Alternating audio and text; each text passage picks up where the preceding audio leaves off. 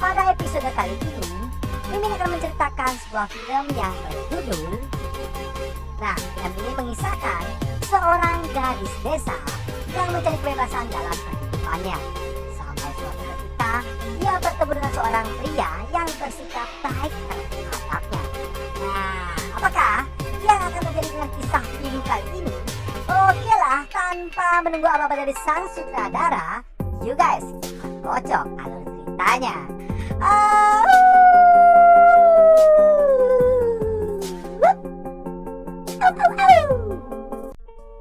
Scenes akan dibuka dengan memperlihatkan seorang wanita bernama Chloe bersama pacarnya dan juga teman-teman SMA-nya yang sedang nongkrong di dekat rel kereta api. Petang itu, pacar Chloe yang bernama Ahmad tiba-tiba berseru kalau dirinya akan menentang bahaya dengan cara rebahan di atas rel kereta api. Apabila berhasil lolos dari hantaman kereta api, maka dia akan bebas memilih untuk berkencan. Keberhasilan pemuda itu lolos dari maut memang mengejutkan. Tapi yang lebih mengejutkan lagi, Ahmad malah memilih teman yang berambut pirang untuk menjadi teman kencannya. Chloe yang awalnya percaya diri kalau sang kekasih akan memilihnya, sontak menjadi murung dan memutuskan hari itu ia tidak akan pulang ke rumah. Keesokan paginya, suasana hati Chloe bertambah buruk saat ia mendapat omelan dari sang ibu. Padahal ia baru saja sampai di rumah. Bukan hanya protes mengenai ia tidak pulang kemarin malam, wanita parubaya itu juga memperingatkan kepada Chloe agar sang anak tidak mencuri uangnya lagi. Perselisihan itu kemudian direspon oleh Chloe dengan minggat dari rumah dan memutuskan pergi ke kota lain dengan menumpang sebuah kereta api. Saat di perjalanan, Chloe menulis surat untuk sang ibu yang berisikan pesan bahwa dirinya akan mulai hidup baru secara mandiri. Sesampainya di kota Lille atau tepatnya di sebuah taman tersebut, Chloe menemukan sebuah tas yang tergeletak begitu saja di atas kursi. Dengan bermodalkan kartu identitas di dalam tas itu, Chloe lalu nekat mencari alamat sang pemilik meskipun ia tak tahu menau dengan seluk-beluk jalan yang ada di sana. Akhirnya, Chloe sampailah di sebuah kabaret atau tempat pertunjukan tari, di manakah ia adalah sang pemilik tas yang bertempat tinggal. Wanita parubaya ini memuji kejujuran Chloe yang memilih mengembalikan tas tersebut.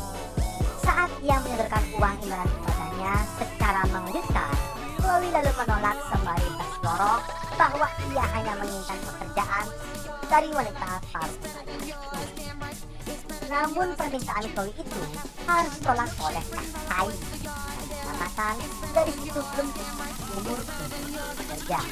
Baru saja beberapa jam di kota Lille, Chloe sudah tidak betah dan memutuskan untuk berpetualang ke Paris, ibu kota Prancis. Halangannya tersebut harus ditunda sampai besok pagi. Ya, dikatakan malam itu kereta terakhir menuju ke Paris sudah keburu berangkat. Keinginan Chloe untuk bermalam di stasiun ditentang oleh para petugas yang tidak memperbolehkan seorang pun menginap di tempat itu. Di luar, Chloe bertemu dengan Jean-Michel, seorang pria berusia 30-an yang terus saja mengajaknya berbincang-bincang.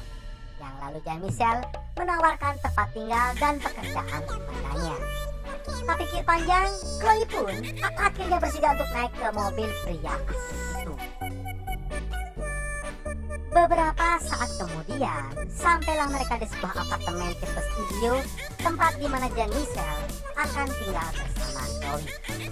Setelah memperkenalkan diri sebagai seorang musisi serta penggila pemain poker, Jean-Michel lalu pamit kepada Chloe karena ada kesibukan di sana. Pada esok paginya dengan sumringah, Chloe lalu menelpon sang ibu dan menegaskan kalau dirinya tidak akan kembali ke rumah. Walaupun Kang Tai tidak memberikannya pekerjaan, Chloe sama sekali tidak sakit hati dan malah menganggap wanita parubaya itu sebagai teman lainnya. Di saat berkunjung ke rumah kabaret Kang Tai, Chloe memberitahukan kalau ia telah bertemu dengan seorang pria yang bersedia menampungnya. Setelah mengingatkan Chloe untuk tidak percaya dengan orang lain, Kang Tai pun mengajarkan teman barunya itu beberapa gerakan tarian. Di apartemen Chloe, ternyata ia telah ditunggu oleh Jean-Michel yang ingin mengajaknya pergi ke suatu tempat. adalah bar di mana Jan Michel sering menghabiskan waktu dan uangnya untuk bermain poker. Karena posisinya saat ini sedang mengalami kesalahan, pria itu pun kalap lalu menjadikan Chloe sebagai taran asuhan. Ya mau tidak mau, Chloe pun mulai menari sambil melepaskan pakaiannya satu persatu. Di keesokan harinya, Chloe kembali menemui Kantai hanya untuk sekedar mengabarkan kalau dirinya telah berpacaran dengan Jan Michel, pria yang telah menampungnya. Teman berbeda usia itu kemudian melanjutkan kumpul-kumpul mereka dengan rencana bermalam di rumah Kantai.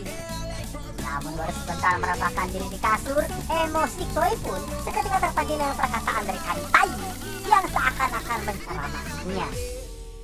Pada suatu malam, Chloe yang menyaksikan langsung Jan Michel yang dipukul oleh dua orang asing untuk menagih hutang sebesar $2.000. Jan Michel yang nampaknya koala itu harus melunasi semua hutangnya dalam tempo 2 hari. Pada sang kekasihnya, ia pun meminta agar Chloe mau membantunya untuk mendapatkan uang dengan cara melayani pria kenalannya satu malam saja. Saja, awalnya Chloe menolak permintaan.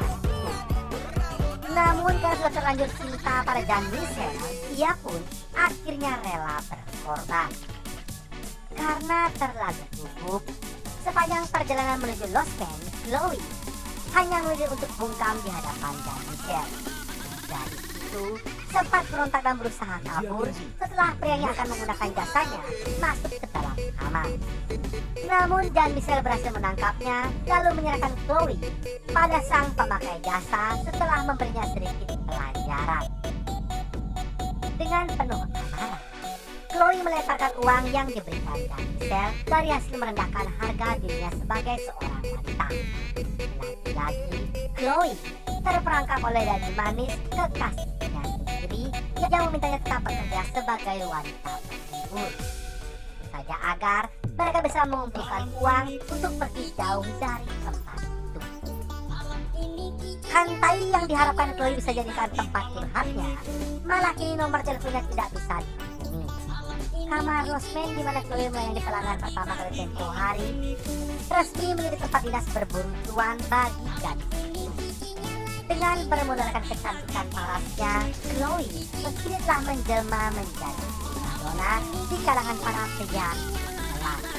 Meskipun kini tak kekurangan uang, ia mulai dihantui oleh perasaan kalau tubuhnya yang kini telah ternodai. Pada Elsa teman seprofesinya, Chloe mengaku bernama Kantai, sebab ia begitu kagum pada sosok wanita itu. Pada suatu hari, dari mulut Elsa yang sedang bertengkar dengan pelanggan, Chloe mengetahui kalau sebenarnya temannya itu juga bekerja di bawah lingkungan Jan Michel. Karena sudah terlanjur keceplosan, Elsa lantas mengedarkan sebuah fakta menunjukkan kepada Chloe. Jan Michel selama ini berperan sebagai induk bagi dia, Elsa, dan juga seorang gadis lainnya yang bernama Charles. Dari informasi yang diberikan oleh Elsa, Chloe yang mendatangi kabaret milik Kantai, tempat di mana Jan Michel sekarang ada. Belum juga habis keterkejutan Chloe akan hal itu, ia harus mempergoki Jan Michel dan juga Kantai yang sedang asik-asiknya berdansa. Salah seketika, rasa kagum Chloe pada Kantai berubah menjadi kebencian. Sebab yang mengira wanita parubaya itu merupakan mantan asuhan dari Jan Michel. Sama seperti dirinya, selepas kepergian Chloe, Jan Michel dan juga Katia juga baru tahu kalau mereka bertiga ternyata saling mengenal. Kantai mengultimatum kepada Jan Michel agar menjauhi Chloe yang awalnya dikenal sebagai gadis baik. Karena bingung mau pergi kemana, Chloe akhirnya memutuskan untuk kembali ke Lost Man untuk melepas anaknya. Beberapa jam kemudian, datanglah Jan Michel yang membangunkan Chloe. Lalu, ia pun mengajaknya pergi entah kemana. Melihat Chloe yang begitu pasrah, Jan Michel pun berkata akan menjualnya ke seorang mitra bisnis yang ada di Atlanta. Sementara itu di balik kemudi mobilnya, Kantai pun diam-diam membuntuti mobil dari Jan Michel. Saat dirinya nyaris diserahkan Jan Michel pada dua orang asing itu, Chloe tiba-tiba lari sekuat tenaga sambil memungut batang besi yang terletak di tanah. Dengan membabi buta, gadis cantik itu pun mengayunkan batang besi ke arah Jan Michael yang mengejarnya. Belum juga reda rasa sakit akibat pukulan Chloe, Jan Michael langsung ditabrak oleh Kai.